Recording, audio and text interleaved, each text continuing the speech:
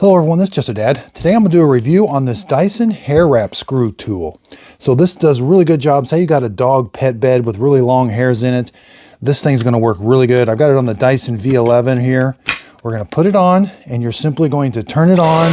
It is powered and the hairs will wrap around it, but then they'll eventually get sucked up into the vacuum.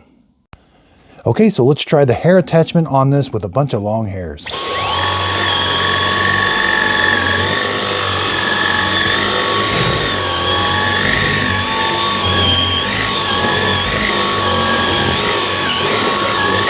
So you can see none of the hair stuck over there. Even though we had a bunch of hair kind of here for just a little bit, it eventually did get sucked up into the vacuum cleaner. Now again, this comes apart for easy cleaning and this rotates. To take it apart, you're simply going to take this apart and put it back together. So I hope this video helps on the Dyson hair screw tool. You can put this on the end of the vacuum or at the end of the extension. So if you want to use it on it with the extension, it works just as good.